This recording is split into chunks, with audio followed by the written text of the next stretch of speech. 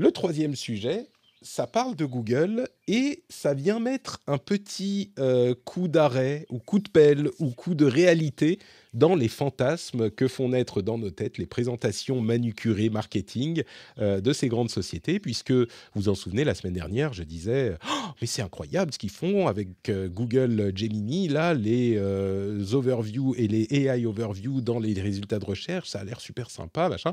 Alors, j'avais quand même eu la prescience de dire si ça marche vraiment comme dans la démo, attention, il faut l'avoir entre les mains, tout ça, oui, bon.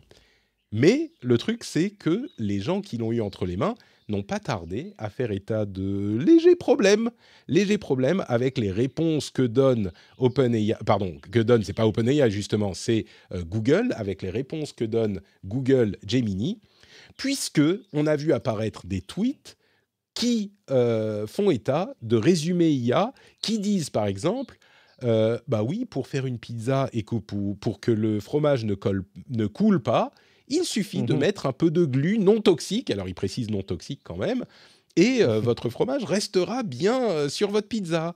Ou alors, quand Bah quelqu'un tiens, demande est-ce qu'il faut manger des pierres, Google répond ah bah oui, il peut être assez sain de manger un caillou par jour parce que ça apporte des minéraux, des trucs comme ça. Bon.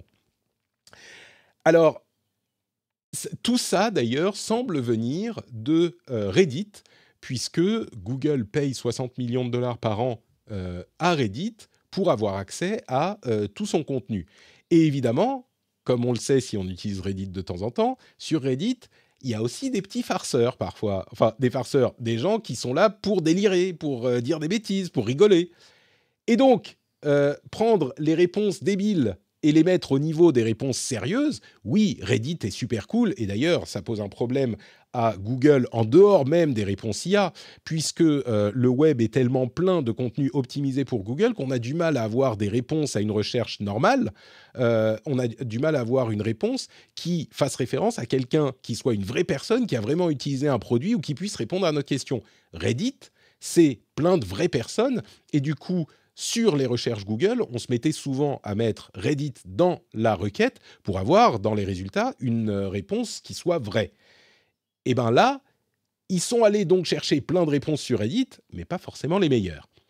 Et après les problèmes qu'on a eus avec Imagen, vous savez, leur générateur d'images qui était tellement woke, qui poussait le wokisme à son paroxysme en mettant des personnages historiques divers, là où il n'y avait vraiment pas lieu de les mettre, et qui a été donc revu très vite et sorti de la circulation très vite.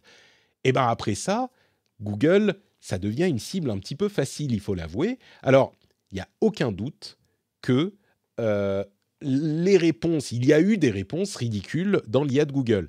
Et par rapport à la démo qu'ils avaient fait, bah oui, ça fait tâche. Et oui, c'est...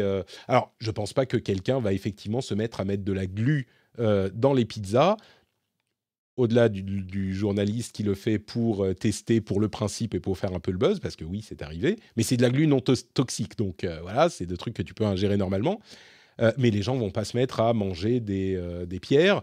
Visiblement, ça pourrait être une réponse genre, il faut que les poules mangent des pierres de temps en temps ou du gravier, tu vois, pour leur système digestif, et donc peut-être que ça a été confus là-dedans et il s'est trompé, il a fait un truc du genre, mais les gens vont pas vraiment se mettre à faire ça. Mhm. Encore que peut-être, hein, je surestime peut-être les gens. Mais il n'empêche, du coup, il y a eu des réponses de ce type-là, et ça fait sale, ça fait pas propre, et Google a répondu, oui, c'est des trucs très très rares, et il y en a eu certains qui étaient faux, et ça, j'ai pas de doute que les gens, justement, comme Google est une cible facile, bah, tu vas falsifier une réponse pour avoir du buzz sur Twitter ou un autre réseau social, bah oui, ça fonctionne, parce qu'on aime bien rire de ce que fait Google. Au final, est-ce que... oui, entre parenthèses, il y a eu certaines réponses aussi qui étaient attribuées à l'IA, alors qu'en fait, même sans les réponses IA, eh ben, il y avait la même erreur dans la réponse de Google. Donc, ce n'est pas juste l'IA. Et c'est facile de condamner du coup l'intégralité de l'IA de Google, voire l'intégralité de l'IA tout court, en disant l'IA n'est pas prête, l'IA fait des erreurs impardonnables, machin. Alors, encore une fois, comme on le dit depuis maintenant des années, un modèle de langage, c'est très bon pour faire des choses créatives, Pour les choses factuelles, beaucoup, beaucoup moins. Donc il faut toujours se méfier des réponses factuelles des modèles de langage. Mais il y a beaucoup de moteurs de recherche ou de résumés d'IA qui fonctionnent beaucoup mieux que ce que fait Google, et il n'y a pas de raison que Google n'y arrive pas. Est-ce qu'ils sont allés un petit peu trop vite? Est-ce qu'ils se sont précipités pour éviter de se faire bouffer? Peut-être. Est-ce qu'il y a, sans doute, est-ce qu'il y a des réponses qui ne devraient pas être présentées? Certainement. Est-ce que ça représente une majorité des réponses? Est-ce que ça veut dire qu'il ne faut pas utiliser ce type de technologie dans les résultats de recherche parce que la recherche, ça marche très bien et arrêtez de nous emmerder avec l'IA? Moi, je ne vais pas jusque-là. Je pense que c'est des problèmes de construction de nouveaux modèles à tous les sens du terme et que il faut corriger, il faut y aller par étapes et au début, ça va marcher moins bien que quand on aura 1 an, 2 ans, 3 ans, 5 ans d'expérience sous la ceinture. Non, pas sous la ceinture, derrière la ceinture. Comment on dit? Il y a un truc avec la ceinture. Ouais, qu'est-ce que tu en penses? Je partage quand même plutôt ta conclusion, Patrick, et j'en tirerai les mêmes orientations. J'attends un mais. J'attends un mais. On va pas jeter le bébé avec l'eau du bain. Mais, effectivement, on parle pas de n'importe qui et on a un petit peu de recul maintenant sur le rôle de Google, justement. Tu vois, on se rappelle encore des rôles qu'a pu avoir Google pour trier la désinformation à l'époque où on était en confinement, à l'époque où on s'est tapé le Covid, où beaucoup de contenus dangereux arrivaient et avaient des enjeux sur la santé publique. Et la conclusion était que Google était très loin d'être parfait, mais faisait quand même un très bon travail, et même un meilleur travail que d'autres moteurs de recherche concurrents, pour trier l'information, la contextualiser, arriver à faire redescendre du contenu dangereux et arriver à remettre en perspective les enjeux de santé publique. Je ne peux quand même pas m'empêcher de penser que pour n'importe qui, on pourrait excuser quelque part des errements de lancement, des choses à corriger, et je leur pardonne bien volontiers malgré tout à eux aussi. Pour autant, il me semble effectivement que tout cela est un peu précipité.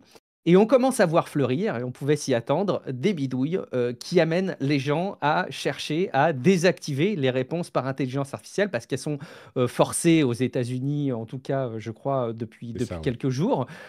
Et on commence à voir fleurir des petites techniques, des petites astuces qui amènent à faire les requêtes sur Google sans passer par l'IA. Et il y a ce côté un peu obligatoire, tu vois, qui est un peu gênant. On le disait tout à l'heure avec Recall côté Microsoft, c'est désactivable, c'est pas obligatoire, c'est pas un truc qu'on te dit demain Windows, tu dois fonctionner avec ça, c'est quelque chose d'optionnel. Et il me semble que quelque part dans la manière de présenter les choses de la part de Google, c'est un peu violent. Et d'ailleurs, si je prends un petit peu de hauteur sur l'ensemble des sujets IA, je ne peux pas m'empêcher de conclure que Microsoft s'en tire finalement très bien à ce stade sur la manière de présenter les usages de l'intelligence artificielle auprès des technophiles, auprès des publics spécialisés et auprès du grand public. Là où Google, à mon sens, se ramasse un peu parce qu'ils font un peu tout et n'importe quoi et ils ne le font pas vraiment très bien. OpenAI, effectivement, avance beaucoup, mais avec des errements qu'on vient de mettre en avant.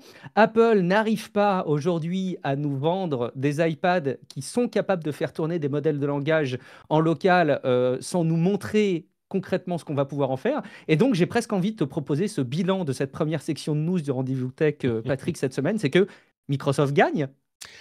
Écoute, c'est intéressant que tu le présentes comme ça parce que j'aurai tout à l'heure, dans la partie news un peu plus rapide, un article qui fait une comparaison entre les différentes IA. C'est pas exactement ce que tu dis, Ok. mais sur les performances des différentes IA. Et tu vas voir, ça va être très intéressant par rapport à ce que tu dis. Ce lien sera dans la newsletter, comme une liste des erreurs de Google qui est assez hilarante. Hein. Il y a par exemple, est-ce que c'est une bonne idée de courir? Explique-moi pourquoi c'est une bonne idée de courir avec des ciseaux. Ah bah courir avec des ciseaux, ça peut te permettre de faire très attention à ne pas tomber et augmenter ta coordination, tu vois, ce genre de truc. Il y a toute une liste, c'est très drôle. Il y en a eu des tonnes qui ont fleuri sur Twitter. Et je mettrai aussi dans la newsletter une interview qu'a fait Nilay Patel de Sundar Pichai avant tout ce scandale, mais hyper intéressante, une interview pour The Verge, et vraiment super intéressante. Donc, vous pourrez aller écouter ça si vous voulez en savoir un petit peu plus sur sa philosophie, sur tout ça.